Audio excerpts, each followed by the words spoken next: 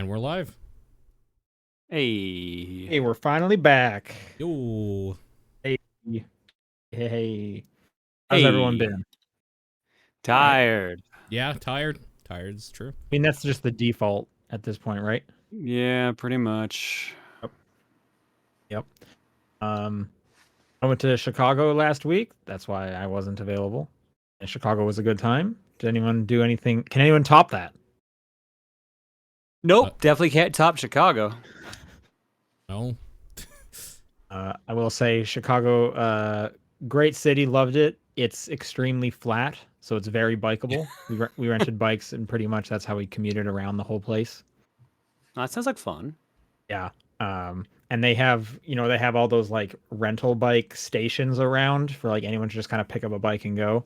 And they even have, if you use Google Maps and do like bike directions, you can select the like brand name of the rental bike stations and it'll direct you to like where you should drop off your bike closest to whatever the destination you want to go is.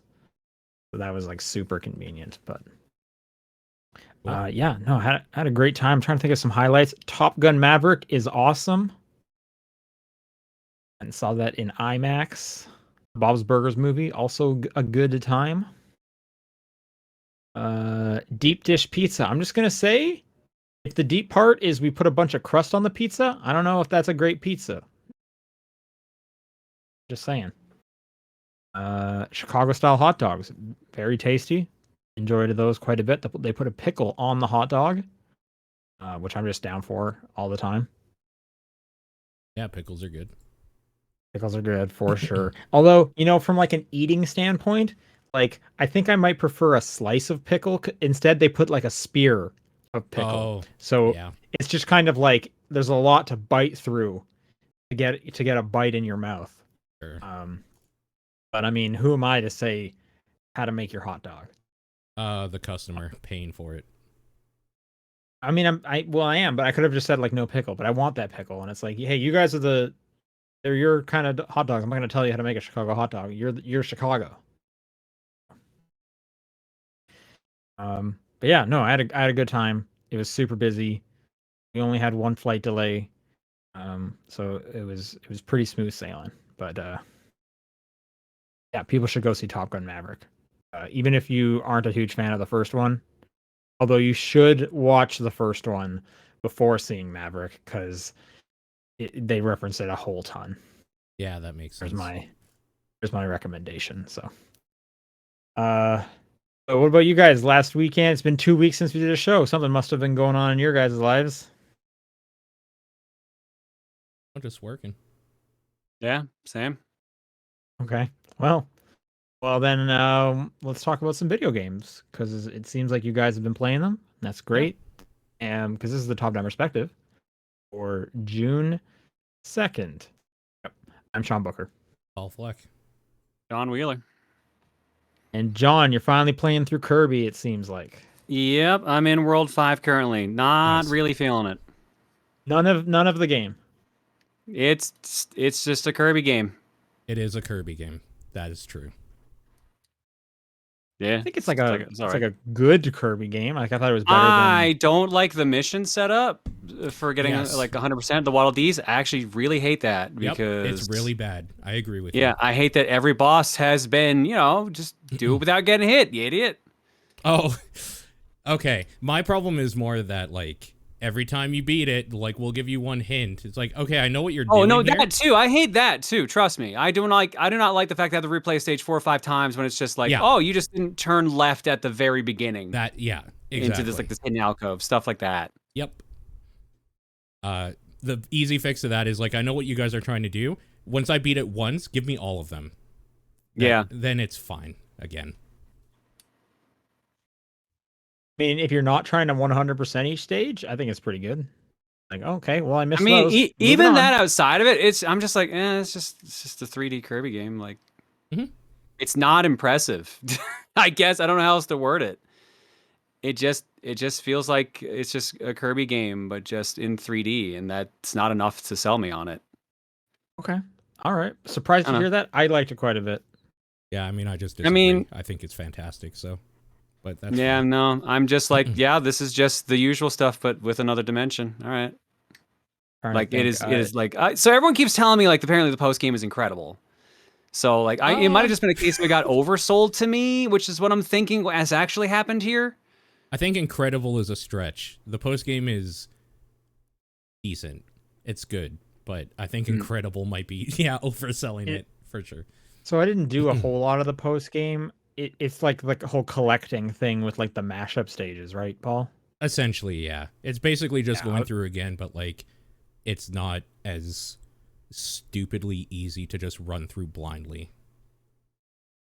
Yeah, so But I was gonna say, hard. like, I don't see how you would kind of like separate the two. Like, if you're not feeling this, I don't think you're gonna find the end game to be different. Well, that's kind of a bummer. I feel like it's just kind of more of like, yeah, these are longer stages. Yeah, Great. That's the best way to, instead of it like being cut up into different parts, it's just kind of like one long version of that world or whatever, I guess. You feeling? I was kind of pleasantly surprised with the like time attack stuff because I usually don't do any of that, but some of those were actually kind of enjoyable. There's some fun like ways you have to use the powers and stuff. Are you enjoying any of those ones? Those are neat, but now that I've done 50 of them, I'm like, okay, you might have overdone this. Yeah, I didn't like this them is a bit either. much. Yep. Yeah, there's a lot. And the fact that the amount of them is increased every world, I'm just like, what are you doing? Like it literally starts at like 7, then goes 8, then 9. I'm just like, what are you doing? You'll get more in post game too. Great. It doesn't stop. Yep. Yeah, no, like this just I'm not the target audience for this. I'm just like, well, I'm gonna finish this because I've finished like pretty much every Kirby platforming game, but like this will probably be mid tier for me on like the Kirby list. See, I would almost say like don't finish it because then you're guaranteeing that you'll like finish hating this because now you're kind of forcing yourself to play a game you don't like. I mean, it's not that I don't like it, it's just it's kind of Okay. I mean, if you're getting some enjoyment. I mean, like, I don't know what else to tell you, man. Like, I think I'm at like 46% completion. I've done like everything the game's offered so far, and I'm just like, this is a Kirby game. Like, nothing here. The only difference is there's another dimension, and that brings with a bunch of things I don't like. Like the moves are much more simple.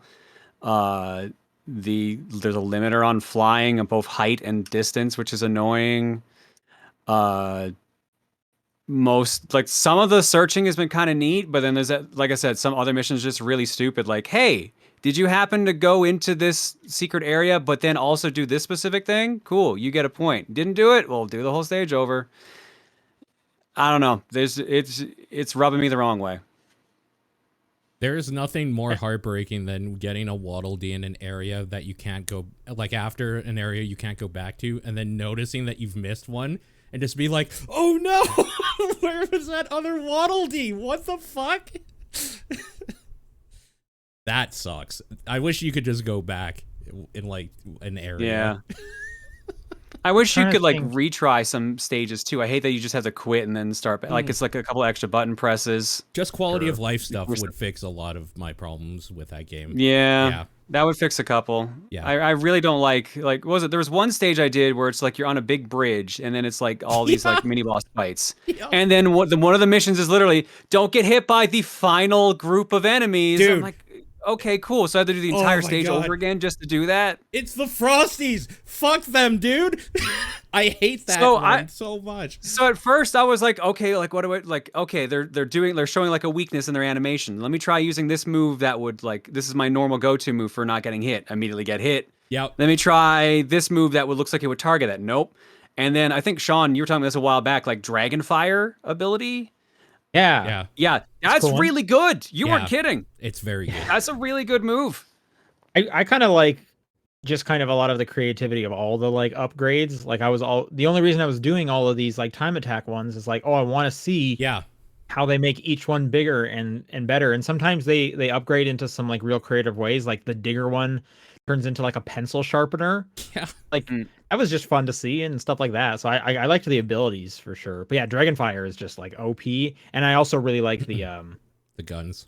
The gun guns. one, Yeah. yeah. No, the guns are my go-to for like avoiding damage. I'm like, okay, this is just gonna distance basically. Sure. But then I realized the sword can block and you don't take damage with the sword. So I'm like, okay, now that's my new go-to for no damage. I mean, the Meta Knight combo with the sword is OP as fuck. Is it like 2 shots everything? Yeah, the Meta Knight combo. I was actually using like the Gigant sword. That was also pretty good because the shield makes sure you don't take damage and actually damages whoever you're blocking against. I was pleasantly surprised that I never felt underpowered with almost any of them. Like I found a. But I mean, like, that's just Kirby games. There's never really been. There's not really a Yeah. bad Kirby move as much as there is like, okay, this one just does more damage, or like this one just feels more effective. There are definitely OP ones, but like even the one I didn't like at all, the ice one, is like super OP for everything with lava and water because you just walk. Ice over is everything. weird because like it's the last one to upgrade. Like I haven't missed any scrolls so far, and it's just like most of my moves are at level 3, and that's only at level 2. It's weird. Yeah, I was gonna add, like, agree with John. Kirby's just, I feel like, generally like an easier platformer because Kirby can fly. Yeah. So, and then like when it comes to like difficulty tiers, and then below that is like Starfy, which is almost like a baby game, right? So. Sure. I always found it interesting the way they utilized mouthful mode too. Like I thought those little those are like fun set pieces. Yeah. I don't know. I like the car. The car one's fun. Car's but like cool. I'm not really like chomping at the bit for any of the other transformations. Like, okay, cool, I'm a cone. That means I'm smashing the ground at some point. Oh, I like the vending machine's kind of neat, but like it's just like it's a slow moving turret basically. Same with water. It's just basically the same thing. Yeah. Well, I mean, so the point I would give that is like they're fun little short set pieces that kind of break up. They're like completely different than just typical Kirby. So it's like a little, it's keeping things fresh throughout the level. That's kind of why I like them. Is like, oh, cool. I just did a boss or some kind of platforming. Now I'm going to do a random like puzzle with these stairs. I don't agree simply because so far like I wouldn't really call them puzzles. Okay. But again, I just think I'm just not simple. I just think I'm not the target audience for this one. Sure. Fair enough. I'll still wrap it up because again, like I'm pretty deep in at this point. I assume there's 8 worlds based on the usual mechanic of like the first letter of every zone spells out a message, and it looks like I've already figured out what this one's message is. What's the 5th world? I can't remember. It's the desert, the oasis, the wasteland or whatever you want to call it. You have 2 more. One is a full world and one is a like final area type thing. Oh, and then the end game stuff. And then the end game stuff after that. Yep. I guess that's kind of. I thought the letters were gonna spell out New World this time because that's what I was setting up for. Oh, it's New Wharf. They just really like Next Generation. I should have known. Yeah. Yeah. Otherwise, just kind of been like streaming a bunch and like trying to get caught up on things. So not really much to talk about there. Otherwise. Well, you'll wrap this one up just in time to get disappointed by another Mario Sports game in July. Oh, dude, I've already played the demo for Strikers, and I'm already excited. Okay, well, glad to hear it. Also, you liked the last Mario Golf, so So I've realized something. Everything that people have liked lately, I've been kind of meh on, but everything I've liked, most people have been meh on. So I've been feeling very like opposite lately. Or people so that's why I'm hoping Strikers. Oh no, here's Strikers not out yet. It's not until next week. Yeah, but like Mario Golf, okay. Mario Golf, I was like super excited for and like still enjoy it. Most people were like, whatever. It wasn't enough, and I was just like, you maybe just didn't play multiplayer. I don't know. So it's one of those situations where I feel like, hopefully, this is one where everyone lines up on this one because what I played so far, I enjoy. I've made the decision because I played the last 2 Mario Sports ones, and they've been underwhelming for me. That I'm going to wait this time and listen to some reviews and You're stuff. You're gonna miss the good one. I'm gonna miss. John, exactly. We'll try the free demo. There's a free demo this weekend. Yeah, maybe. Yeah, probably not, but maybe. So what I did was the demo. You can download it now to do the tutorial. So I just did the tutorial, and then it's like, Friday, Saturday, Sunday at certain times. Like there's an online test. You can just play online for free for a couple hours. So I'm gonna do that. That's my plan. Nice. Yeah, cool. Nice. All right, Paul. Why don't you and I talk about some Diablo Immortal? Because that came out this week. Sure. In official like 1.0. I've only played what I played before in the beta, so I don't have much new to add to it. But what do you think of it? I really like it. Mhm. I'm maybe like 2 hours I've maybe put into it. Yeah, I've played up to I just did like my first like co-op dungeon Tomb of opportunity. the Mad King or whatever. Yeah. Something like that. Yep. I don't know, man. Everyone looks like a skeleton, Yep. and I hold down the buttons and everything's kind of blowing up. Hmm. I think it like looks pretty good on the Hmm. phones. I think the voice acting's pretty good. Um, Yeah. what else? I think it just plays well, and I think that's kind of the best thing you can say about a mobile game is how does this feel? Um, I think it captures like the Diablo pretty well. Using my abilities is like totally doable. Being able to jump back and forth between like my phone and the bigger screen and the iPad seamlessly is real nice. I haven't used the PC client version Yeah, that only at all. released earlier today, so I haven't yet either. Okay. I understand it's like very mobile first, so even when you play it on PC, you're going to see like real big buttons because it's designed That's for fine. touchscreen and stuff. Sure. Yeah. Um, yeah, I don't know how far. Where did you get to in your Oh, time with it? yeah, around the same place. Around the same place. I played a few hours last night. And I was trying some different stuff out. I loaded it up on my phone, and that was good. That whole like hour worth of downloading extra stuff that had just kind of I don't, left. I don't even know what I'm downloading. There's just so much more to download. It's like, hey, Yeah. do you want to download 6 more 500 megabyte packs that have names that like are these places? Yeah. What am I downloading? Their places, their Why? item sets. There's the HD texture pack to make it look better. It's about like I think 8 to 10 gigs worth of space. Yeah, like I loaded it the first time I loaded it up. It's like, do you want to download the rest? It's another 10 gigs, and I was Yeah. like, what? I get sure, okay. I will say like it is really nice and seamless. Like it'll download in the background while you're playing. Yeah. Um, so you don't have to like even sit there and like wait for any of these downloads to come. There'll just be some things like, no, you can't access the cosmetic menu right now. You haven't downloaded that. Yeah. And it's like, okay, but Yep. I don't know. Like, do I need to download these? Is the point like I won't be able to get to a certain area if I haven't downloaded that pack? It'll probably just like stop you until it loads fully, or like maybe you'll get shittier textures or something. I'm not sure though. Yeah, I don't know. Just they never end. Like Yeah. they never end. I don't even understand it. It's like every time I look in that thing, there's like 5 more things to download, and I'm like, I played 2 hours of this game, and I have really fast internet. Yeah. What like does I can't tell if it downloads in the background when my phone's closed or if I need my phone open all the time. I Like don't think it does with the phone closed because I had to leave mine up when I like turned the screen off because I was just letting it download while I was making dinner. It just didn't download anything. Okay. Yeah. Yeah, I don't know. It's fine, but yeah, it's like It's a lot. The downloads are crazy. It's insane. It's crazy, but I mean, I have the space, so it's not a big deal. Yeah. I had to get rid of a few but- games, but it was okay. Regardless, though, I'm gonna keep playing it. There is a lot of microtransaction stuff, but nothing that has like impeded my game time. It's just more like you could look through 800 menus with 800 currencies if you would like, and I just say like, no, I'm good. Yeah. I'll pass. And the game's like, all right, cool. They do the standard battle pass type thing where you'll get random like salvageable materials that you could get otherwise on the free thing, and you can pay money to be on the premium one and get I think cosmetics or something of some sort in there. Yeah, I mean, I'm not even like a huge fan of the cosmetic option because I got a cosmetic set for like being part of like the pre-registration or something. Yeah. And I immediately turned it off because I was like, oh, now my loot doesn't change on my character when I Yeah. get new loot. And I would like that to keep happening because it's fun being like, hey, look at this helmet I have. It's different than it was a minute ago. Yeah. So, Yeah. I mean, I think that thing's great, and not much has changed since the beta. I think the controller support is fantastic. I think it just plays good with controller or even on screen if you are just kind of on the go or whatever.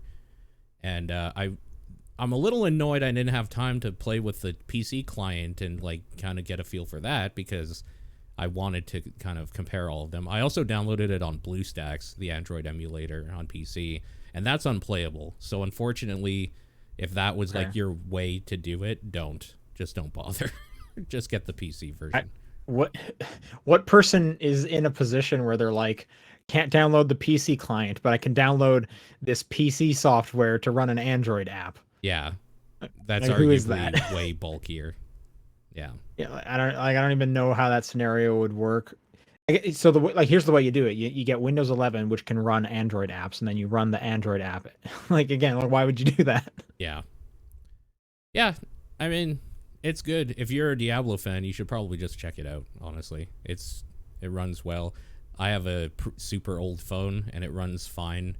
I unfortunately can't do 60 frames per second, so that sucks, but everything else I can bump up to whatever. Yeah, settings wise, it does have like a whole bunch, like PC-esque, like turn all the shaders and stuff on and off. There's a lot of settings in there. Mine defaulted to 30, and I did select 60. I have that option, but then it does a little pop-up saying like, hey, your phone's gonna overheat and it's gonna eat your battery. And I was like, okay, well, I won't do that then. I don't really care. Yeah. I'll just keep it at 30. I don't need my phone dying on me halfway through the day. Yeah, that thing's good. That's a good product. Cool. What else are you playing? Well, on the phone thing, Marvel Snap, that new Marvel card game thing, is in a beta right now, and I have been playing that. I've heard it's pretty good. Yeah, it's quite good. It is. Is it just Hearthstone again? No, it's War. You control you know that game where you both like just take a card and slap it down, the higher number wins? It's literally that like super simple card game. It's literally that. So you have 3 like places that they're called, like 3 little nodes or whatever on the board, and those be lanes. They're kind of like lanes, but they're not exactly lanes. The idea is that whoever has more power on, like, you can take the location by having more power, and the power is the higher number on your cards or whatever. And whoever controls 2 out of the 3 locations at the end of the game, because there's only 6 rounds. Each game is about 5 minutes long at max. Whoever I played some games of wins. War that lasted forever. Sure. So, the difference is that in this game of War, the locations have different perks and effects, and so do the cards to like bolster those numbers or minus the numbers or whatever. So is that where some element of strategy comes in? Because like I said, War is based on luck. That's where all of the element of strategy comes in, because even the cards aren't necessarily super random. You kind of unlock them by gaining collection level, which you get by playing the game and like upgrading the cards. So the thing about Snap, there are a shitload of weird progression systems going on.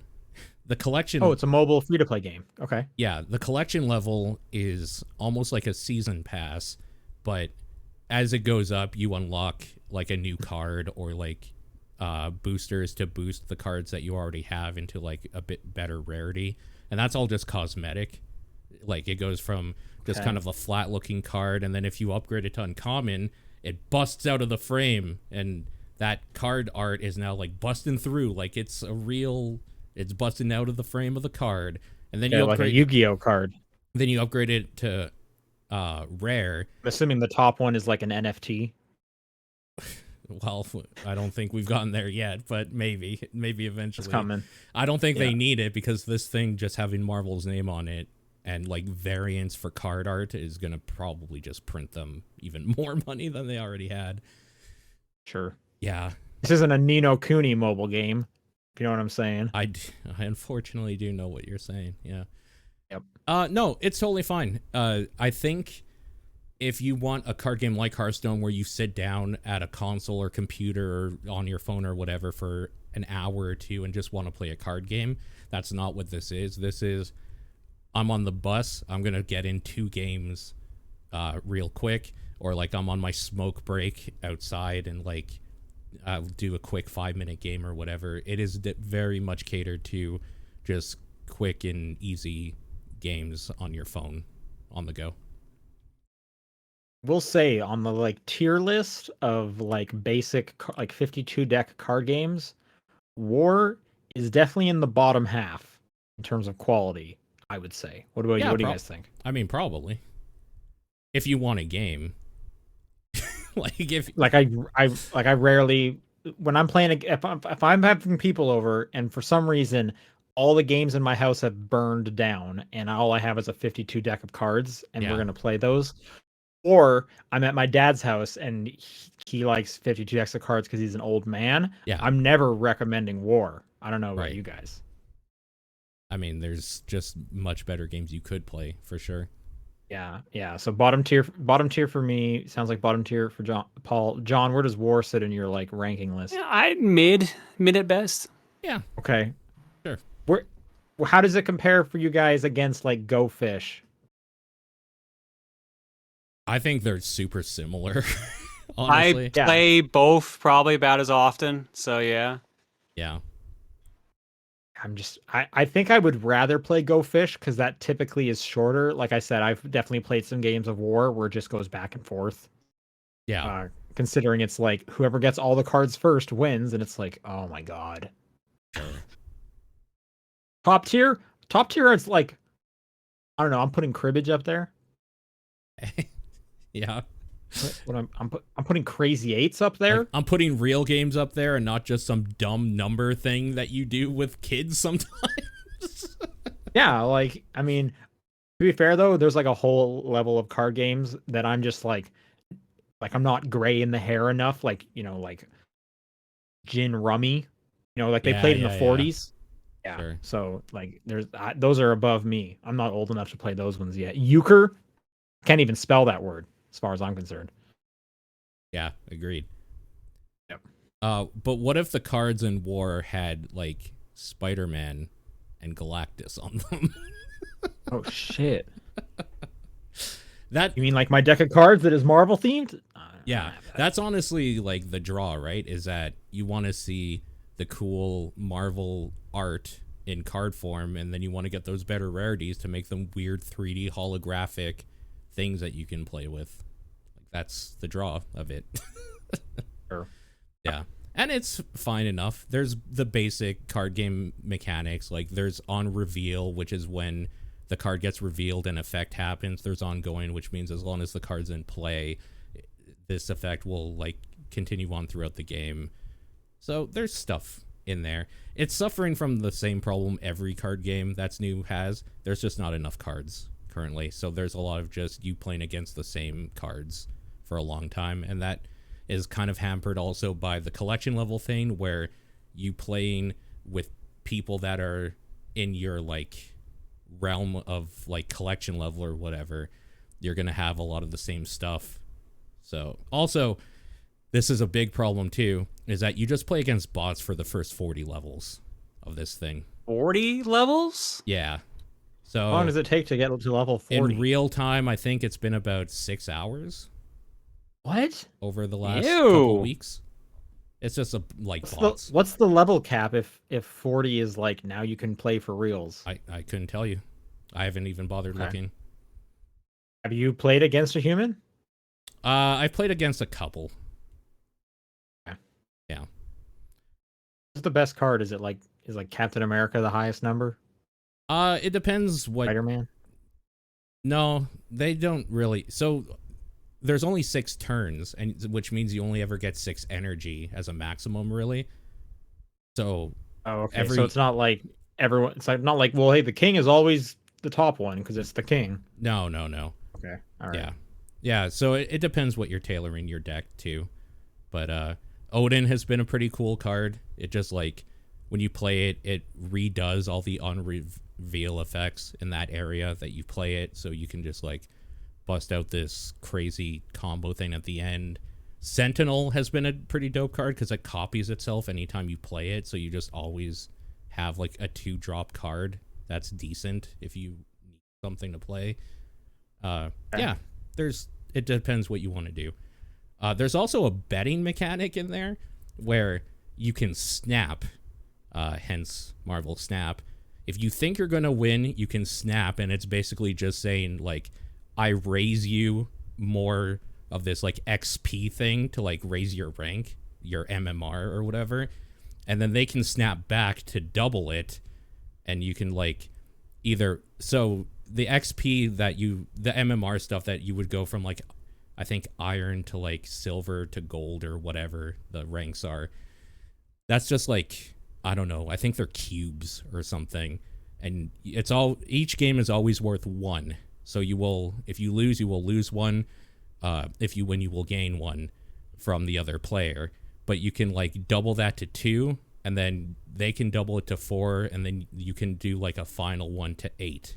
So you can play for like 8 times the amount of reward, but it also means you could lose 8 times the amount, which is weird. It's kind of weird that they put a gambling mechanic in this weird little card game, but I guess it doesn't really make that much of a difference because you're not gambling anything that has any monetary value. You're just gambling your rank time and like how much you gain. So I don't know. It's okay. I think it might be better when it's open and everybody's playing it, because maybe then you won't be against bots for 6 hours. Maybe you'll get more people in there. I have a feeling that the reason why there's so many bots is during the beta, they need it so that when you hit play, you find somebody, whether that's a person or like a bot or whatever, to kind of teach you the mechanics. So, I don't know.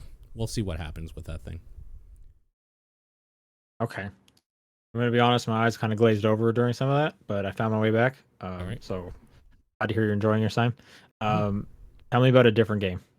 I've been playing V Rising because people were Everyone's playing V Rising. Yeah, people are like, yeah, it's basically Vampire Terraria. And I was like, yeah, okay, I'm in.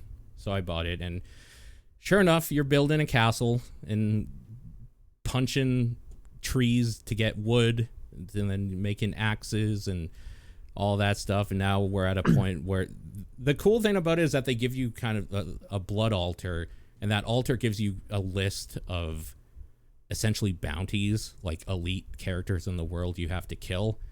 And there's an actual sense of progression in this game, even though it's not, I think, fully out yet. Pretty sure it's early access.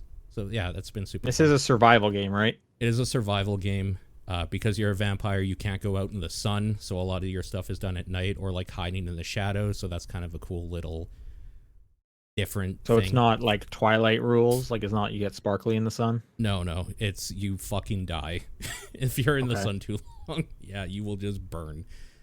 And yeah, just gothic feel. There's like werewolf things, and there's vampire hunters and mages and all that sort of stuff. But it's fun. It's a good time if you like survival games.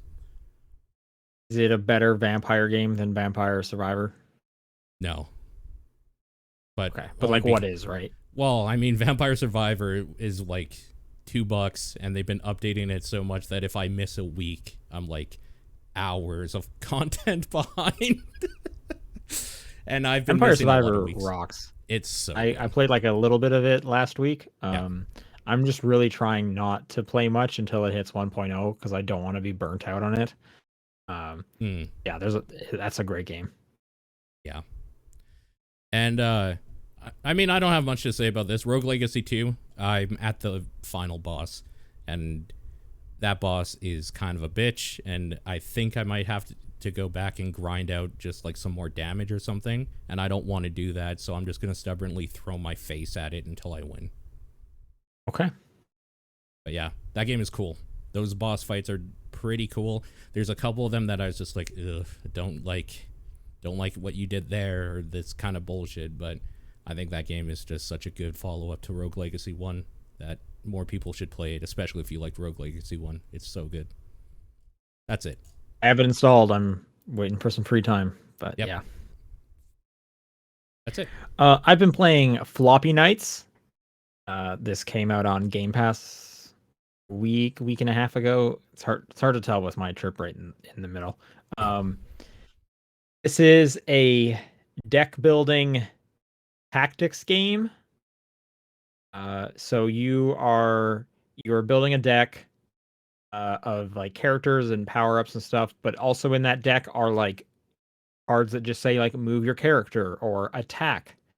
and then you are on a tactics style, Final Fantasy Tactics, Fire Emblem, what have you, grid board that you're moving your characters around. You get one free attack every time. So if you move your character next to somebody, they get a free attack. But then after that, you have to play a card to get an attack. And then, just deck building style, you can upgrade a lot of the cards to be like, oh, you get an attack. But if they're like sitting on a certain kind of tile, you'll do like bonus damage, or you can return cards to your hand, or do poison attacks and special attacks and stuff like that. So like it's pretty fun. The deck building is pretty easy. I would say a lot of the more kind of like complicated gameplay comes in if you're trying to get both of the objectives. Each stage has like a main objective and then a bonus one, and the bonus one requires like more thought process to get. It'll be something like, for example, main thing is defeat all enemies. Bonus objective is kill all the archers first. Then you got to be a little more strategic, or some of them can be like, don't lose an enemy at any point, or don't lose an ally character at any point. You got to be a little more strategic. And I've been trying to actually like get both of the objectives done for each one, because it just kind of makes it a harder puzzle game, and that's kind of my favorite part of tactics games. Is this is a puzzle that I just kind of need to figure out what's the solution to this puzzle. I'm liking it. It's the same artist that did Dicey Dungeon. So everything looks exactly like Dicey Dungeon in terms of like the characters and the monsters and stuff. Like you would almost think this is like a sequel to Dicey Dungeon aesthetically because of how much it looks just like it, which is kind of crazy. But it's good. The music's good too. I would recommend it if you like tactics or deck building games. You should give it a try. It's on Game Pass, like I said. So if you have that, easy access. Cool. And then a short game that I played kind of a while ago at this point, this point-and-click adventure game called When the Past Was Around. This is like an hour-long little like love story of kind of like the arc of this woman with her relationship with... It's like a man, but his head is an owl head. And they don't really explain why. It's just that's the case. And I don't think there's any other like animal people in this world. For whatever reason, your love interest is like an owl man, and he drops feathers around, and you pick up the feathers to like transition to the next stage. It's a super low key, nice little point and click game with some really great art. I think that's kind of one of the things that stands out. A really nice, like hand drawn, sketchy looking kind of art style. Some great music as well. Music is another like theme of the story, so you kind of get a lot of emphasis on music and like music notes in the environments. If you like point and click adventure games, if you like low key like walking simulator kind of games, maybe check out When the Past Was Around. Might be kind of your thing. So cool. That's all I've been playing. Let's do some news. There's going to be kind of the highlights of 2 weeks worth of news, although I wasn't like collecting news from the first week. But I did kind of go back. A lot of them are actually from our Discord, so thank you for people submitting those as it went on. But cool. There was a new Pokemon trailer for Scarlet and Violet coming out this fall. I believe this was also the announcement of the release date, which is November 18th. They're coming out. I'm just gonna. They showed some new Pokemon. Lechonk. Anyone a big fan of the pig Lechonk? The pig? I mean, it's pig. Yeah. Smoliv. That's a pretty good one. He's like a little olive-looking dude. All right, Lechonk is pretty good. I'm scrolling through. Lechonk's pretty good. Yep. They showed the in legendaries as well. I've also seen plenty of fan art of the 2 hot professors that they put in the game. I've seen the fan art of them. Yep. So people seem excited. As a reminder, this is going to be a Pokemon Legends style open world Pokemon game. Personally, I think the graphics look just as subpar as Pokemon Legends Arceus did in the year 2022. But it is a Pokemon game, so of course it's going to be kind of behind the times. Yeah, either way though, it's hard. Obviously, you played Arceus or whatever. I haven't. I thought this was just like bad video compression. Nope, that's what Pokemon games look like right now. A little because they janky. don't. Yeah, yeah. They look a little behind the times. Like, I don't know what to tell you, man. The Switch is not a powerful console, and Game Freak doesn't have to like push the boundaries ever, and they're rich.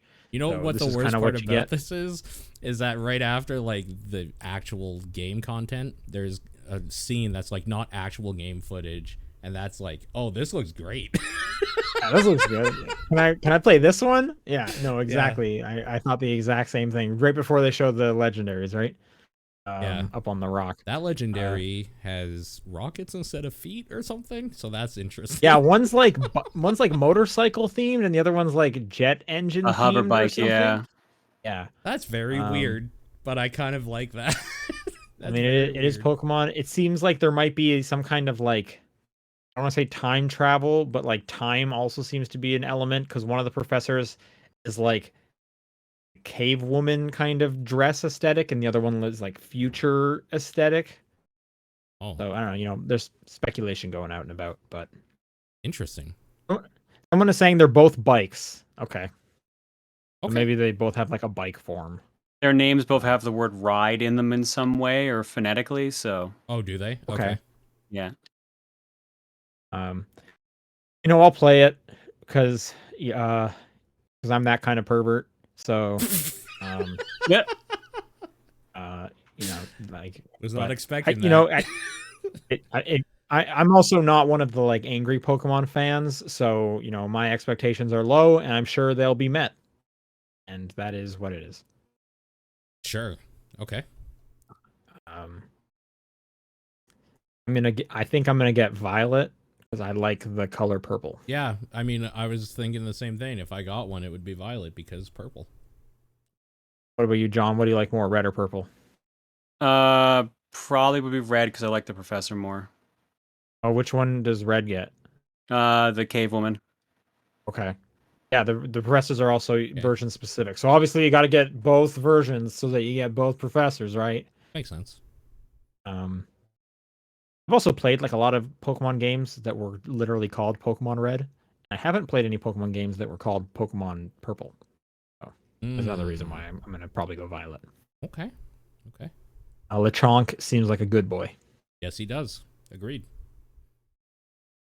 On the other side of the fence, Sony had a state of play today, a short little 30-minute one, which I thought was pretty exciting with some of the stuff they announced. Did either of you watch there for sure? I did watch follow along? I watched it on my break because people would not shut the fuck up, and I had to see why.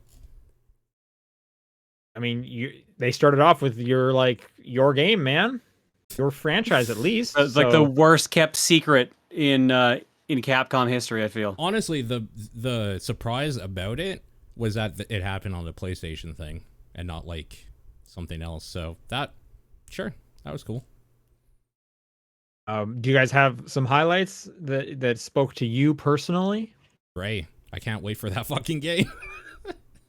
Stray, one of the things that I kind of liked about Stray is they said it's going to be included with the new PlayStation Plus service. So that's probably how I'm going to play it. As I'll subscribe for a month and play Stray, and then maybe check out some other stuff while I'm there, you know? Sure. What about you, John? Anything from the stream? Stray looked good. Trying to think of what else. Final Fantasy 16 looked good. Yeah, I was into that too. Yep. Made me think of the combat looked like Final Fantasy VII Remake combat. Yeah. Which makes sense. But a lot of visually and kind of time period, it made me think of. Do you guys remember Lost Odyssey? Yes. Yeah. Made me think of that. I didn't play a lot of that myself. No, I didn't play a lot of that either, but just visually, I definitely saw it a lot. Sure. What about Street Fighter 6? I mean, it sure looked like Street Fighter. They did change the logo. It's no longer that like Adobe copy thing. Oh, you're right. I didn't even. Yeah. Yeah. Okay. It looks better. Someone in our Discord pointed out that the logo is actually the Roman numeral 6 on the side. Okay, I see it now. Which that's kind of fun. Yeah. Yeah, it's VI, and then they rotate it so it makes the shape of the number 6. Yeah. So it's actually Never has there been a better 6-based logo since Resident Evil 6's Giraffe The Blowjob. Giraffe Blowjob is the best 6 out there. We should also mention the whole thing we were talking about at the beginning of the segment is Resident Evil 4's remake got shown. Yeah. More importantly for me, because I mean, we all knew that was coming at some point. They finally showed off some Callisto Protocol, and man, I am excited for that shit. Honestly, God, I thought that was going to suddenly turn into like a Dead Space game the more I was watching of that. Well, that's the whole thing. It's like a spiritual successor to Dead Space. Well, because it's like, isn't it the original? Yeah. It's the original team, but they're just not they don't have the license. So but the thing like, is, we'll make that it is thing. very Dead Space in a way I was not expecting. Oh yeah. Yeah. I think they've shown it off before a little bit, and it even had like. Well, what I'm remembering though is I thought they'd even shown something about it that had like your health bars on your person. Yes, they did. You're right. Yeah. So yeah. Roller Drome I thought looked cool. It has the art style of Sable. This is by the Ollie Ollie World people. Yeah. And it's like roller gun battle game. Like that just looks fun. Yeah. What else? Tunic is coming to PlayStation and PC later this year. Or sorry, PlayStation, I think it was just the announcement. I'm interested in Eternites. I don't even. Yeah, that looks neat. Yeah, it looks neat. The animation looks cool. I don't even know if it's hard to tell. Anytime like an animation and like an anime game comes up that's not like Persona, it's hard to tell. Is this just one of the 1,000 anime games that come out every single day, or is this actually worth paying attention to? I mean, it had a very Persona feel to how it was presented, I felt. Cool. I mean, I hope it's good. Not like I want it to be bad. I thought Season looked really nice. I thought the art style looked really great. The photography game. Sure. Yeah. What else? Spider-Man's coming to PC. Yeah. I mean, I don't care about that because I played it, but I really like the precedence that more Sony stuff's coming to PC. So. Yeah. I mean, I love that game, and I'm excited that more people will get to play it. I'm a little disappointed because there's a rumor that they dug into the Steam library back end and they found that, oh my god, what's that Housemarque game? Returnal is coming to PC, but it hasn't been announced. I was kind of hoping maybe it would be announced here, but it wasn't, so that's true. still I've also heard those rumors. Yeah. We shall see. Yeah. There was also some release dates, like Stray is like July, I believe. There was also something in August that I was interested in, but I can't remember which game it was. Maybe the season one. I don't know. In August was Roller Drome. Roller Drum. Okay, cool. Yeah, so we're getting some stuff this summer that I'm looking forward to. Yeah. Okay, so almost 2 weeks ago, Norman Reedus did an interview. Yes. Where he said, let me see if I can find the exact quote. Yeah. Where he like maybe had like leaked a sequel to Death Stranding. The quote is something like, "Oh yeah, we spent years working on the mocap for that game, so when it did so well, we just started on the next one." Yeah. It's not even showing up in this article, but I know that's the quote. Anyways, it's led to a lot of speculation. Are they working on another Death Stranding? Does this guy not know what he's talking about? Which I feel like that's a really good possibility. Hey, maybe they're doing another Death Stranding. Who knows? Kojima told him to go to his private room, friend. Oh, God. Yeah. In better news than what you just said, gaming, the video game industry has gotten its first union at a major studio. Right, that was a couple weeks ago. Sure. Raven Software, if people have been following along, the QA department at Raven Software that is owned by Activision Blizzard. Number of kind of back and forths on what's been going on there. People getting laid off, union busting, pay raise, full-time, not full-time contract, blah, blah, blah, blah, blah. I feel like we started talking about this over a year ago at this point. They finally brought it to a vote after Activision Blizzard had chose not to voluntarily acknowledge the union. So they did an internal vote of 19-3 in favor. I believe there's more people involved than just the 22. That there's like an abstain option you can do as well, but very much in favor of the union. So outside of a couple small indie studios, this is the first union in a major video game developer in the United States, which is pretty great. Good for them. Microsoft has already come out and said, we will honor any unions that basically they purchase, because their purchase won't go through until next year. Right.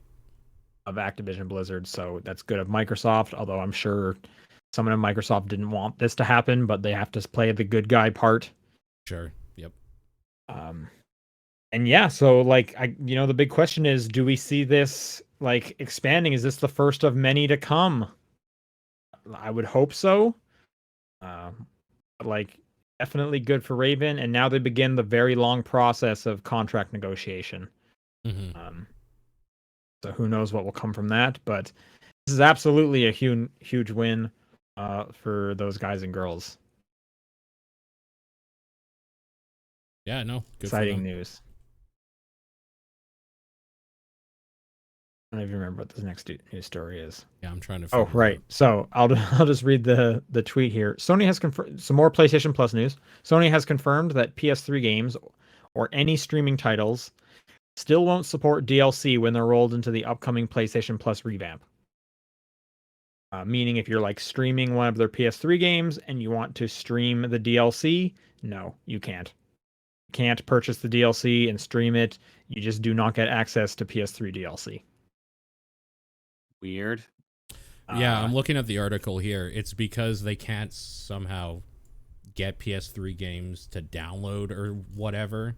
And DLC. I'm assuming it's also because they don't want to like set up the infrastructure of like, we need to make sure every bit of DLC is installed on X number of units so that people can access it. Well, no, PS3 games cannot be downloaded, period. It's only streamed. Yeah, that's why. You're right. So, but what I'm assuming is what you're doing when you're streaming is much like, and I'm basing this off of my knowledge of Game Pass's streaming, so it could be different. I don't know. Yeah. But the way the Game Pass one works is you are basically kind of like remoting in to an Xbox that they have in their, server farms, whatever. Yeah. You're playing that version. So that you're playing that on that console. So I would assume with the PlayStation 3 one, you're remoting into something that is playing PS3 games. Yeah. And they just don't have the way of like, they don't want to install all the DLC on it and however many they need for you to remote in for that. I mean, they could do it, but they're not going to. Yeah. Well, you know who did do it? Because I saw after this headline came out, is Xbox came out and said, hey, guess what? When you play our cloud games, all the DLC is there. Yeah, no, they could do it. It's just not, I mean, they're not going to make extra money from it, so why bother is their thing. And once again, it's another example of like Sony's in the lead, so why would they do the extra little bit that Microsoft needs to do to kind of catch up? It could also be, once again, it seems like Sony doesn't understand how the PS3 works, and maybe they just couldn't figure it out. Like, yeah. I almost feel like that's more likely. Honestly, that's a thing. Yeah. That could be. With their weird architecture system. So yeah. Over on the Steam Deck side, they have officially or formally announced that the Steam Deck docking station is being delayed. And it will not impact current Steam Deck production and reservation windows. But those who maybe have a Steam Deck or are hoping to also get the dock with their future Steam Deck, the dock alone is going to be delayed. Announced today, BioWare came out and gave us a title for the next Dragon Age, Dreadwolf. Fuck yeah, dude. That's so exciting. Yeah? Does that mean something to you, or you're just excited for more Dragon Age news? Dreadwolf is one of the characters that you get in Inquisition, and they kind of ended it off with, oh, he's kind of maybe a god? Stay tuned. Like, sort of thing. Okay. The game is not going to be releasing this year, but they're going to have more information later this year. So yeah, that's all we got from that. I was a little I was a little miffed because I saw the tweet. I was like, oh, it's shit, and press play. And it's just like a GIF. It's like a barely moving GIF. It's like the Yeah. letters are kind of shiny. Yeah. Don't But even yeah. like build. I was hoping there would be something there. Yeah. Respawn announced last week that the next Star Wars Jedi game is subtitled Survivor. Yes. Star Wars Jedi Survivor. It's coming next year. Yeah. I'm excited. That first one was very enjoyable. Yeah, I love that first one. Played as well. Speaking of EA, here's some other old news that we hadn't touched on yet. EA apparently almost got bought. The deal fell through. Some of the names of companies going around that were in the market for ETH. Jesus, someone's everything okay? Jesus. Yeah, holy smokes. Some of the companies being thrown around for possible buyers was Disney, Apple, and Amazon. I think weird. the one that like got pretty close but fell through was like AT&T, wasn't it? Oh, really? Okay. Trying to think. Yeah, but definitely like some like major players kind of outside the games industry, possibly wanting to get in on because gaming is doing pretty great during the pandemic at the moment. I'm assuming if Microsoft bought them as well, some people would be in and be like, okay, this is just too much. You're going to own a monopoly of this, and that is not allowed. Yeah. But anyways, fell through at the last minute, so EA is currently not being purchased by anyone, but it is kind of seeming, I think it might have been, maybe it was a Comcast. This article's not telling me, and I'm trying to remember what I was reading 2 weeks ago. It does seem like EA might be looking for a buyer or some kind of merger in the future, so I would not be surprised if we hear about this again. Yeah. And last one, ending on a pretty nice news story here. Headline: Halo Support Studio, which is Certain Affinity, will pay for staff to move out of anti-trans and anti-abortion states. Oh, I did. This I remember seeing this. Yep. This came a little bit after the whole Roe v. Wade stuff from a couple weeks back. And the CEO, Max Hoberman, did an internal letter who he also put out on Twitter to his staff, but I guess his full-time staff, technically. That Certain Affinity, by the way, is located in Texas. They basically said if any of their employees are feeling like they cannot get the care that they need as like a human being, or here we go, to what a majority of medical experts consider essential care, this makes remaining there unattainable for you and your family. We will cover the pre-approved, documented, reasonable out-of-pocket costs in your relocation to another safer state or province that we operate in. Which I think is pretty cool of this company to do that. Yeah. Good for them. Hmm. There's a feel-good story. And with that, why don't we do some questions? topdownperspective@gmail.com is the email address to send questions in, at TDP Podcast on Twitter, the Discord channel, or John's P.O. Box. All right. Paul, would you like to start us off with a massive episode titles? I was hoping you would ask me, Sean, because yes, I do want to. So this is starting, oh my God, from the very beginning of the year. All right, let's So we have 5 months of titles to go through? let's be quick about it. Yeah. All right. So 13th of January, Goaty, nobody knows what the fuck you like. I know what it is. Yeah, I know what it is too. It's that nobody knows what Sean likes because there is like 3 answers with like the same amount of votes or whatever. Yeah, no one knew what my number one was. Yes. Yeah, including us. I remember John and I just being like, well, I have no fucking idea. Yeah. It was an out of left field one. I agree. Yeah. Context. No one filling out the Goaty survey could figure out what Sean's Goaty was. The 20th of January. It just stands by itself so high. And I'm guessing this is PS5 related. Don't know what else it could be. I guess so. I don't know why that would have come up at that time. Maybe, John, when did you get your PS5? I got it at launch. Launch. Okay, yeah, I don't know, but it's probably PS5. Yeah. Because what else would it be, right? Did any of you get like a cardboard cutout of something? Is there something high in your room? Repeat the line again. It just stands by itself so high. I don't think that's PS5 related. Oh, okay.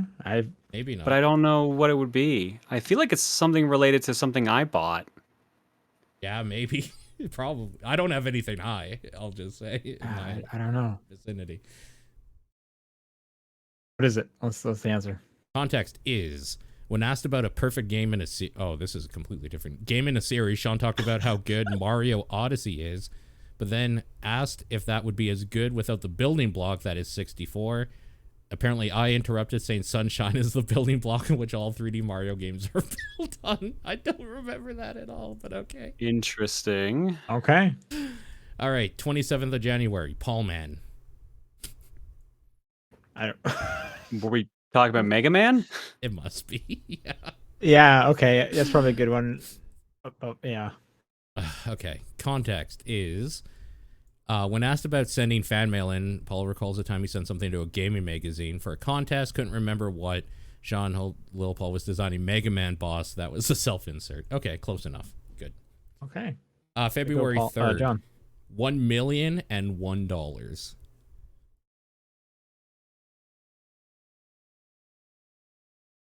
No idea. Yeah, Shot in the dark. Someone emailed in and said, "How much would you sell the podcast for?" And Okay. one of us said that number. That's my guess. Yep. Okay. That's probably pretty good. Context is talking about how the New York Times bought Wordle for an amount in the low 7 figures, and Sean was perplexed by that language. Thinking this. So I was close. Yeah. Okay. That was close enough. Low 7 figures, $1,001,001. February 10th. I need it for work. This has to be a John thing. But what would he need for work around that time? Yeah. What time I of feel year like I was can this? remember John February saying 10th. that. Did you make some dumb purchase as like, I need it for work though? No, I think I was like bugging him about like installing it but no, it was something about buying a game. And then I think I was saying something like, "You're not going to ever play this," and you said like you needed it for work or something like that. I'm pretty sure That sounds familiar. What game? Yeah, though? but what the hell would that be? This is 4 months ago. It could be anything. Yeah, okay, let's see. Context was, John said that if Salmon Run wasn't available at the time of Splatoon 3, he would refuse to buy it. At first, he said for a year, and then Sean called him out on it, with John countering with this. Well, it's a good thing this is here, because I completely forgot I said this. Yeah. So I probably would have just bought it day one anyways, and be like, fuck. That's what I think it was something like that, because I was like, "There's no way you don't buy Splatoon 3." All right, February 17th. The smallest world scenario. The smallest world scenario.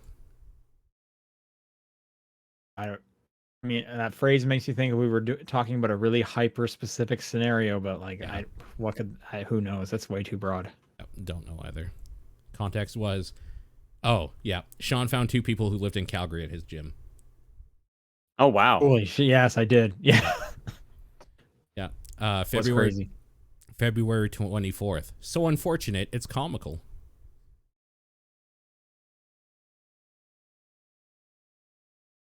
I don't know. I don't Say know. the line again? I'm trying. It's so unfortunate, it's comical. I feel like that's a phrase I would have said. Yep. I'm just trying to think, like, was there anything that was that, like, unfortunate going on at that time that I also am laughing at? February 24th. It's just like it's too long ago, like, to be specific. I don't know. Context is fucked up the doc. Hold on. Context is talking about the Horizon games release next to a big release. Yeah, sure. Elden Ring. The Elden Ring and Breath of the Wild the first time. Yes. All right, March 3rd. Ron the Spider. Ron the Spider. I don't know. My dad's name is Ron, but I don't. He a spider? Not. I mean, I haven't asked him. Oh, you should probably have So, that talk. Yeah, like that's a scenario where you could be like, "You never asked." Yeah, you're right. I have no idea. No idea. Context is Nathan guessed it. He was playing Bloodborne. He talked about an enemy named Rom the Spider. Okay. And Sean misheard it as Ron the Spider, then went on to create lore for Ron. Right on. Okay, this one I actually know the context for because I brought it up. March 10th. Jack Black is Canadian. Anything is anything. There was Canadian Game Awards, and Jack Black won for some role or whatever. And then we were just like, wait, half of this shit isn't Canadian? Like, why is this winning Canadian awards or whatever? That's right. Yeah, because he did win an award. He was nominated, and we were like, and we were asking, is Jack Black Canadian? I think we looked it up, and he's not. He's Californian or something. Yeah. Yeah. So I still do not understand what the Canadian Game Awards, how they pick their stuff. No idea. The context, talking about the Canadian Game Awards, somehow Jack Black and Psychonauts 2 ended up on the list, so we got that one. March 17th. I will pay you to take this out for me.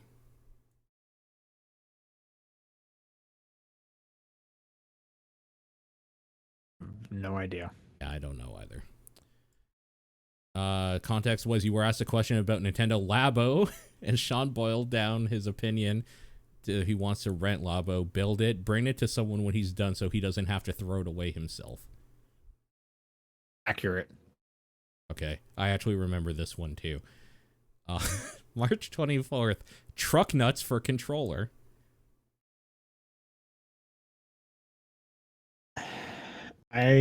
I do remember that being said, or that phrase. I don't remember why we were talking about controller truck nuts. I do. You do? Okay. It was the Sonic movie had furry controllers, and then you were saying something about tails with just like the two tails hanging down like truck nuts off a controller. Oh God!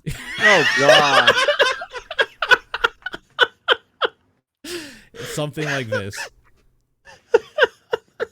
Because that burned an image in my memory that wasn't gonna easily go away. His context, talking about weird Sonic and Knuckles furry controllers. Sean wondered why there's not one for Tails where the tails could hang off like truck nuts.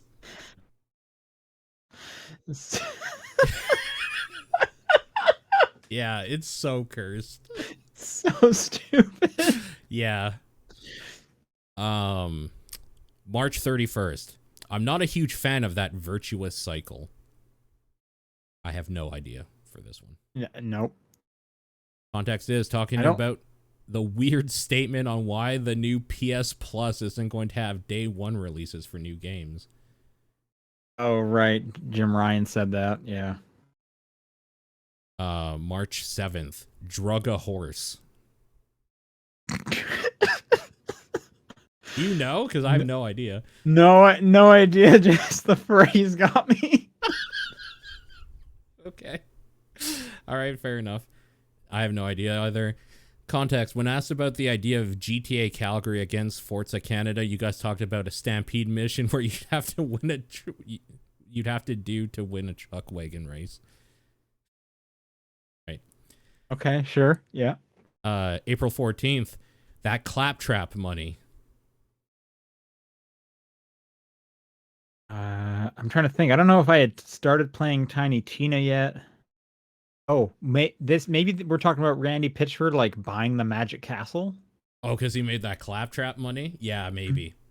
Yeah, I figured this was just working on the movie or something. Either one would work. I think. Oh yeah, could be the movie. I just don't think there's been much news recently. And here's another thing I forgot from the actual news segment is there's like 1,000 PlayStation shows coming Horizon. Anyway. Yeah, that's true. Gran Turismo, what is that show going to be about? Racing probably. This is like Top Gear again. Top Gear. Quietly and politely while you gain your license. Yeah. Yeah. Context. The thing that Randy Pitchford had to buy and save had to buy and save the Magic Castle in Hollywood. So yeah, it was about Yep. that. April 21st. I wish I was watching Face Off, and this was This is when I was talking about watching Wally's Wonderworld or Wonderland. I think so. I think Because I was I'm talking gonna about watching Nick counter Cage that. movie with a friend. Well, Like, counter Sean that, I was think this watching a bunch of stuff, and he said he'd rather be watching Face Off with his girlfriend than talking on the podcast. Or I think it might be that one because we were about to do the show and my girlfriend started watching it and I said, I wish I was watching Face Off I right think now. so too. Yep. Okay, probably. Sean got his girlfriend to watch Face Off to prepare for unbearable weight of massive talent. While he was doing the show, Sean wished he was too watching Face Off. Actually, this is the last one here, so we're not fully caught up yet. But April 28th, The Kids Want the Teeth Sonic. This is about a director's cut of Sonic where they have the. I think was this maybe John's talking about the kids? Well, it's one of No, you two saying you wish there was a director's cut with the abomination. The phrase I could see Sean saying that phrase. The kids want way more than me. Yeah. But it definitely is about Ugly Sonic. Yeah. Which, by the way, speaking of Ugly Sonic, you need to watch the new Rescue Rangers movie because holy shit, is that movie incredible! I've actually heard some decent things about it. I've been interested. Yeah. Fucking hilarious. All right. And I'll leave you with this: Sonic's teeth. Uh-huh. If you're a fan of Sonic's teeth, you need to watch the Rescue Rangers movie. Well, there's the episode title and a few months remember for that this one. Yeah, Yep. exactly. Anyways, back to the actual one. I think I said it to John because I think John was talking about his nephews or something in relation to the Sonic movie. That's my guess. Okay. I think, yeah, it's you guys for sure. After explaining that his nephews were into Sonic, Sean wondered what their reaction to the original movie Sonic would be. Maybe they would like the teeth. Yeah, so you guys got it. All right, that's it. Cool. Thank you, Kenny. This question comes in from. I'm going to apologize in advance. I hive. I hive. If you had to choose, what killers from any works of fiction would you want to see in Hooked on You, Dead by Daylight? Oh, Freddy, just because of the weird banter and things he would say. Freddy's probably one of the most entertaining ones, easily. Totally. Yep. Jigsaw's up there too, just because I love how stupidly elaborate stuff is. Yeah, that's true. Jigsaw would be good. Yeah. How do you think? I'm trying to think. How do you think the dates go with Jigsaw? No, you have to date Billy the Puppet first on the tricycle, and then that's when, once he's trusted you enough, then you actually date the real Jigsaw. I'm trying to think, do you have to go through an escape room to get to dinner or something like that? At the end of this escape room is my heart. Yeah, exactly. I bet there's gonna be tons of jokes like that. That'll be a good one. Yeah, I can't wait. I'm trying to think. I don't watch a lot of horror movies, so it's hard for me to even pick up. So you guys tell me if this is funny, okay? I'll pitch this to you. Chucky? I mean, Chucky's entertaining. Okay. Sure. Just pulling from the well. The Thing? Date The Thing. No. That's a stinker. Okay. I think that's a stinker. All right. I think Freddy is just for the writing alone would be one of the better ones. Freddy's probably the strongest option, yeah. Is he in Dead by Daylight? Yeah. Yeah, okay. So there's a very good chance he could be in this dating sim. No, the dating sim is only killers that are their original creations because licensing problems. Oh, okay. That makes sense. Yeah, Warner Brothers or whoever's going to be like, you can't date Freddy. Are you kidding? Get out of here. Yeah, exactly. Jedi Master Quest writes, apparently that's the name. If you somehow possessed the lens of truth and could use it up for up to 2 minutes, but could never recharge it again, what would you use it on?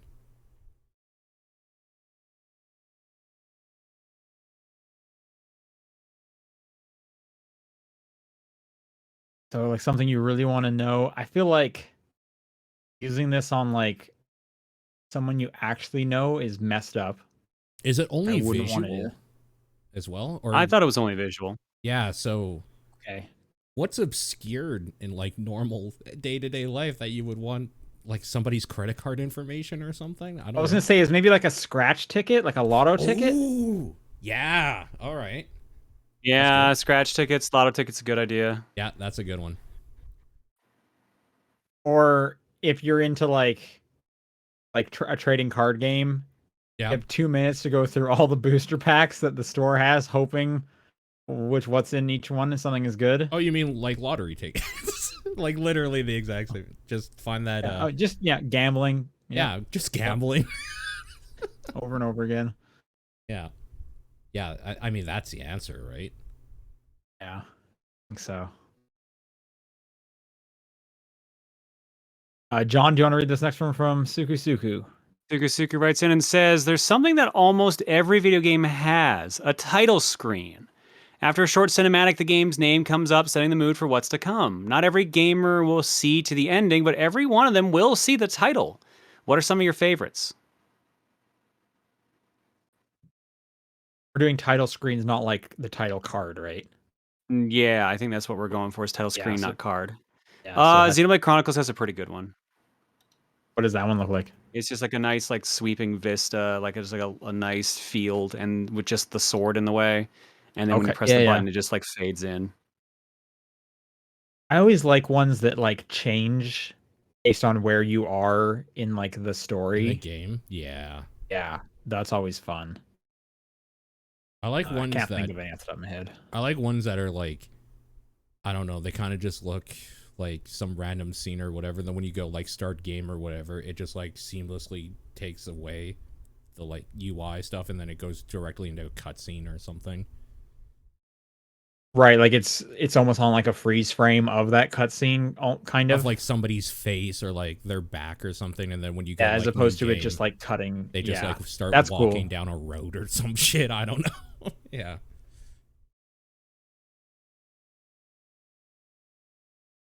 And no specific ones are coming to mind for me. Yeah, I don't have any specifics either, really. I guess Mega Man 2 is a good choice. Mega Man 2. I was gonna say like old arcade ones where the game will just start playing itself, but it still has press start. You just like watch Pac-Man going around. Yeah, like a little demo. Yeah. Masterman 7. What's a game where most of the levels you've played of it, you were like, man, this level design is terrible? Iso Mario. Sure. Yeah. Yep. True. I'd say like most, just by like statistically, most like Mario Maker levels. Yeah. Yeah. I was gonna say the same. Really, ROM hacks in general do eventually fall under this.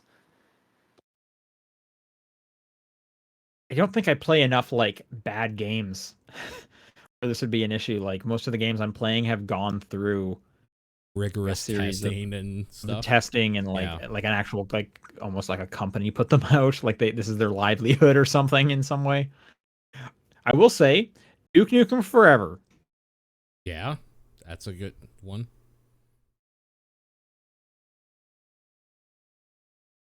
I don't have any other answer. VGC Kenny writes, who is your long shot character pick from Multiverses?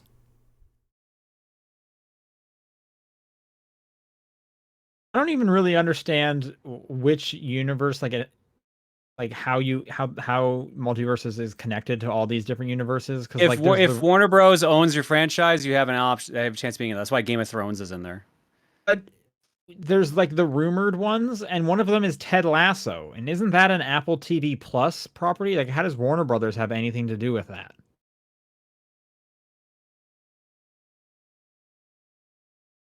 Because either way, though, like it makes no sense. But Ted Lasso is a crazy long shot character to be in that game. Sure. Also very weird that the Iron Giant is rumored, since like the whole point of the Iron Oh, he's Giant not rumored. is He's confirmed. Oh, I is thought. he? I thought he was confirmed. Warner I don't know. Bros. Is the production company and the distributor for Ted Lasso. Okay. So it just Warner Brothers has to touch it in some way. Yep. Or at least I guess have some legal right to it, I guess. I suppose. Scorpion and Sub-Zero are in there, right? No. Okay. Here's the current roster: Iron Giant, Taz, Velma, Arya Stark, so Game of Thrones, Batman, Bugs Bunny, Finn from Adventure Time, Garnet from Steven Universe, Harley Quinn, Jake the Dog, Rain Dog, which is an original character made for the game, Shaggy from Scooby-Doo, Steven Universe, Superman, Tom and Jerry, and Wonder Woman.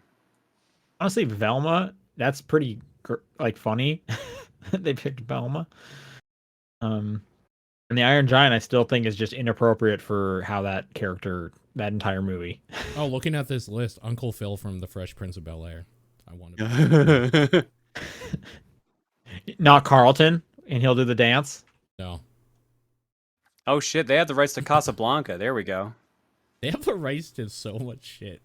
It's insane. Blade Runner, Beetlejuice. Ooh, give me cartoon Beetlejuice. Yeah, I could actually see Beetlejuice in anything. Now this is basically just like, who did you see in Space Jam 2 you would like to see in this movie? Ace So Ventura, Police guys from Academy, Clockwork Orange, Richie Rich, the Sisterhood of the Traveling Pants. Oh man, all of them. Well, I think in that one you make like the pants themselves as like an item that you can equip, and you get like some kind of power. Yeah. Oh yeah. It is a tag team game, so really you just pass the pants on to your partner and they get more powerful. Yep. But the pants have to travel after a set amount of time, otherwise they get weaker. That's pretty good. That's actually Yeah, I just looked up like Warner Brothers characters. Yeah. Adolf Hitler. Who the hell is this? It's some cat. Yeah. In the inspiration, you guys aren't gonna guess what the inspiration behind this cat is. You got 3 guesses. Well, there was a meme of Adolf Hitler, which was just No, it's just Hitler. Don't worry about it. It's just Hitler. Oh, I can't believe it. Okay. Oh shoot! A Nightmare on Elm Street is a franchise Warner Brothers has access to, so Freddy might make it into multiverses. Yep, that'd be pretty good. Willy Wonka, Harry Potter, Lord of the Rings. I thought they said Gandalf was coming at some point, so I feel like I've seen like a cartoon version of Gandalf. Yeah. yeah. I'm gonna pick Bianca Bikini from the Powerpuff Girls. I don't know, man. I haven't heard about most of these. The picture of her is not Blue. How about Blue from Foster's Home for Imaginary Friends? Sure. I'm surprised the Powerpuff Girls aren't in it. Man, they touched way too many things. I found a site that supposedly has a leaked list of characters in the works. And supposedly, like, it's the same person who leaked the game in the first place, so it's got some credence, but it's pretty out there. I'm gonna read this list. Tell me how if you think these are possible. Okay. Joker from DC. Yeah. Raven from DC. Sure. Yeah, I bet that would be fun. Yeah. Gizmo from the Gremlins. Oh, okay. Right? Marvin the Martian. Yeah. Rick and Morty, like separate characters. I mean, there's no way that doesn't happen. Yeah. Scooby-Doo. Yep. Daenerys and the Hound from Game of Thrones. I can see it. Mm-hmm. The Wicked Witch from The Wizard of Oz. Sure. That's fun. I could Okay. see it. Godzilla. Yep, I could see it. Yeah. And LeBron James. Yeah. Those are all, I mean, after Space Jam 2, those are all absolutely positive. Yeah, and then I found that other list you're talking about. This is the one that has Ted Lasso on it. Okay. Yeah, Ted Lasso, Ben 10, Scorpion from Mortal Kombat, Duck Dodger / Daffy Duck, the Animaniacs as one fighter, the Powerpuff Girls as one fighter, Samurai Jack, Fred Flintstone, and Johnny Bravo. Yeah. I see those, except for like Ted Lasso is the only one that's like a real head scratcher. I don't even know like how he would fight, because he doesn't even like play soccer, or football in that show, so you can't even do like soccer moves or anything. But yeah, those all seem super plausible. All right, who read that one? Paul, is I it think John? it's my turn, yeah. Gunzuka writes in and says, think of a game that dragged on for too long and was boring to play for you. And I ask you if a fluff or a tail or a twitch of an animal ear could have saved it for you, aka making the character Anthro, or what else could have saved this boring game for you? Oh no, I don't care about any of that shit. Anthro wouldn't save it, no. I can't think. Yeah, that wouldn't do a lot for me. I think it might be kind of funny depending on what the game is, but if the game is bad, I don't think making them furries would do much. Nope. It would just shorten the game, tighten the game up. That saves it for me. That's what you do to fix the boring game. Yep. True. If I get to play through the game with the fuzzy Sonic controllers, then maybe we're talking. Yeah, controller nuts. Every time I press a button on the game, it gives me $1. That's how you fix it. Yep. Phantom Aegis. Which library of games do you prefer for these systems? Nintendo DS or the 3DS? And they are excluding Virtual Console and backwards compatibility. So you don't get to pick Game Boy Advance, and you don't get to take DS in the 3DS one. I think Gotcha. DS. I think DS as well. I feel like I have more DS games than 3DS if we're going just like cartridge. There's a lot of DS games I absolutely love. And I feel like normally when I say my favorite system is the 3DS, a lot of it is because I can play both of them. Yeah. Mm-hmm. I think it's the DS.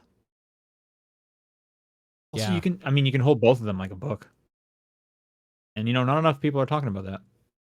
True. I feel like DS did more with the actual like dual screen thing. 3DS was just like, yeah, we got more power, so here's just a game. Yeah, and I the feel other like screen's doing something. I feel like part of that was because you had to be so specific with where you looked at the 3D. They couldn't do fun things like make you hold it like a book or, Yeah. etc. Lineback writes, which games do you think tend to get carried by their antagonist? For example, for a lot of people, Handsome Jack and Borderlands 2.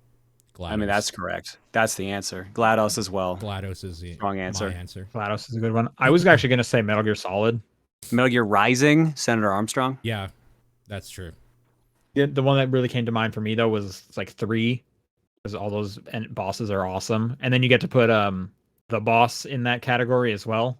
I was gonna say, like, I hope you don't mean like Senator or like Colonel Volgin, because like he's such a boring character by comparison of the other ones in that game. He grabs Raiden's nuts. Yeah, that's true. Okay, so I guess I'm just thinking of Metal Gear Solid 3. Hades from Metal Gear, Kid Icarus Uprising, like Daniel's saying in the chat. That's a good one too. Hades. I thought you were going to say Hades from Hades. I don't like Hades from Hades that much. Yeah. It's GLaDOS. Like, sorry. GLaDOS is a very good one, for GLaDOS sure. is Absolutely. Good, yeah. Boko writes, recently I decided that I wanted to play through the Kingdom Hearts PC ports with my PS5 controller, but those controllers don't work natively with a PC. Long story short, to get my PS5 controller to work with the Kingdom Hearts PC ports, I had to import the entire Epic Game Store into Steam. What are some long-winded solutions you've had to take to get games or hardware to work? I had to soft mod a original Xbox because I wanted to like do custom graffiti in Jet Set Radio Future. Okay. And to do that, I had to pull out a laptop that ran Windows XP so I could run a floppy disk that only also worked on XP, which could run the drivers for a USB hub for original Xbox controllers, which could read the memory cards for the original Xbox controller, which could install the files that I had to load onto the original Xbox so I could soft mod the system. That's incredible. I mean, there's no way any of us beat that. I'd be surprised, Paul, if you had something up your sleeve that could beat that. The only thing I have that comes close was that whole annoying thing to get Game & Wario to like work on my 2DS with me having to like jump back and forth between like regions and Oh, sign in and out of defunct Nintendo accounts, that services they don't offer anymore, that I went through in painstaking detail on the TDP Plus episode for WarioWare. sure. I mean, I don't know. I've resoldered shit together for the Xbox 360, that red ring, to fix it, and fixed my yellow button or whatever you call it, PS3 fat back in the day. Oh, the yellow light of death. Yeah, which was essentially just the red ring problem for that. I think I heard about that one. Okay. It was less of a thing, but it just bad solder connection or something, overheating problems. My 360, the disk drive is super faulty, so anytime I want to use it and play a disc-based game, I have to sit there and like press the disk button like 100 times, waiting for the one time where it actually does take it in. Yeah. Someone in chat says they fixed a dead PS3 with a hairdryer. Yep. Okay. Eating those contacts and resetting them. Yeah. Speaking of dead, Dad writes in and says, you're launching a game console. Out of the following 3 pairs, you can only choose 2. The pair not chosen will be below average, but not atrocious. What do you choose? Do you choose a strong first-party support and online services? Do you choose strong third-party AAA and international marketing? Or do you pick strong indie support and competitive pricing? This is You get to hard. pick 2 of those, and one of them is kind of Oh. as a result. 1 and 3. Strong first party. Yeah, because And I strong I indie? personally don't give a shit about third-party AAA. I feel like there are less and less first-party games in general. Like triple A is like where it's at. I mean, as far as I'm concerned, the only reason I have a Nintendo system is for their first party, and I like the fact that the Switch does indie because I have a PC for third party, so I don't give. If it I wasn't for personally the don't give a online shit about services it. part, I would have said 1 and 3 is just the Switch. Yep, right. And Yeah. competitive pricing. Almost there, say Nintendo. I wouldn't say Nintendo's competitive in their pricing either. They're almost there though. They're I would cheaper say than they are the like, others. especially if you're considering the Switch Lite. I know, like the only reason I would say maybe they aren't is because the hardware's so old at this point. But Well, they it's are the like most, it's the most expensive way to buy like every game on their store compared to other versions of the same. I guess you could also go, if you talk about their games, they're never. That's what competitively I priced. primarily mean. Their hardware is definitely okay priced, I would say. I feel not taking international marketing is going to like super limit your sales. Like you're going to run into like an Xbox in Japan scenario where it's like non-existent almost. Mm-hmm. Yeah, this isn't hard for me. 1 and 3, easiest decision in my life. I don't know, John, what do you do? Paul clearly doesn't want to sell the most consoles.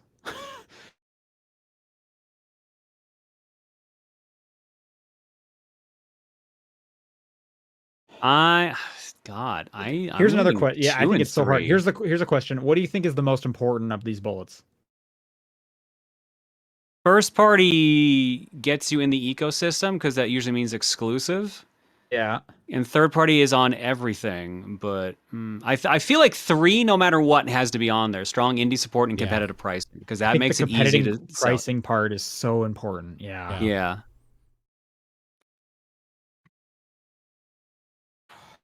It's hard because I do agree the first party support is super important because otherwise, why though. get this console? Yeah, I think I'm with Paul. 1 and 3. Just like the international marketing though is super important too. I know. I don't think it's just going to be important. mid-tier is the only thing.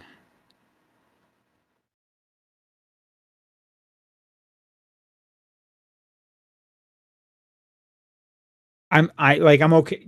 I guess the point that they're subpar, so you would still get some of those. So yeah, maybe it is 1 and 3 just because you need to have exclusives. You gotta have something that makes people want to even go to your system in the first place over the others. I think without a 'Cause doubt, 3 is the answer for one of them, though. Period. Yeah. It has to be 3.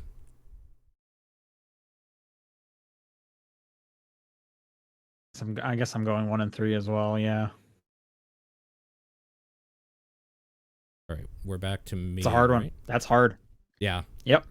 Yeah, no, the way that was split up is actually pretty good, though. Like, that was well thought out. Baron Galactic writes, what's the longest you would conceivably commute to your current job? If you had a better job, would that distance increase? The longest I would commute to my current job? I mean, it used to be about an hour and a half to 2 hours on the bus. I only have to go downstairs, so no. Well, so the question is like, you still have the same job.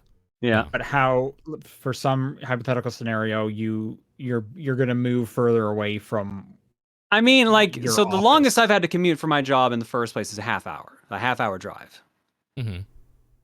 So, I mean, I'm willing to do that. Arguably, you've had to commute across 2 countries to do. I didn't want to get, because that's a technicality, I feel. Yeah. So that's like a business trip, right? Yeah. I think for me, like an hour is kind of the long end of my current commute into the office. An hour and a half, I would want to start. I would really start. Well, it's also hard for me with like my visa scenario. Like I don't really have a lot of wiggle room. But let's say in an ideal world where I have a little more job flexibility, an hour and over an hour, I'm starting to like it's hitting like at least an hour 15. I'm starting to think like I might want a better job. Mm-hmm. Yeah, so maybe like an hour is my current max at the moment. Paul, you're saying 2? I mean, that's not fun, and I knew it wasn't going to last because it was while, like, I was in between cars. Definitely not fun. That's 4 hours of your day. Yeah. I mean, I would say an hour at max for, like, if I knew it was permanent and not just, like, a minor, like, a inconvenience for a month or 2 or whatever. And the pandemic also, like, changed this because, like, I got so used to working from home, and I love that. Mm. So, like, my tolerance is also much less than it probably was before. Yeah. Also, gas is, like, so expensive, so if you're driving... Nah, man. Oh, dude, driving for... No. If I'm driving, it can't be over half an hour of a drive. Otherwise, with this gas prices, I'm losing money. Otherwise. Guaranteed, yeah. Yeah. Last question from TC Golden. What is a small yet neat feature in a game? For example, Wayne Gretzky 3D hockey for N64. Sometimes the goalie will turn into a physical brick wall. Or if you score a slap shot goal, the net will catch fire. Sure. I always love that every now and then in NBA Jam, if you were just dunking so much, you could break the backboard. Sure. Yep. I like in Mario Maker every now and then you'd get a skinny Mario. Oh yeah. Oh yeah, lanky Mario. Yeah. Creepy guy. Yeah, that was always pretty fun. Yeah, that was okay. He needs to show up in some other thing in some way. Like in a background or something. I don't have anything off the top of my head for a small. All right. Then that's going to do it for questions this week. If you would like to send in questions next week, topdownperspective@gmail.com, at TDP Podcast on Twitter, the Discord channel, or John's P.O. Box. You guys have a game of the week? I guess Kirby. I'll say V Rising. I'm going to give it to Diablo Immortal. After this, if you're a Patreon subscriber, and you can watch our live stream of The Secret of Monkey Island. Otherwise, you can check out the audio version coming tomorrow. Tomorrow. He's very unsure how this show works. And for June, we are doing Stanley Parable Ultra Deluxe. Yeah. So look forward to that at the end of the month. And if you're a TVP subscriber, we put up the Everything Everywhere All at Once episode earlier this week. So go check that out. Word. Thanks for listening, and we'll see you guys next week. Bye. Everybody.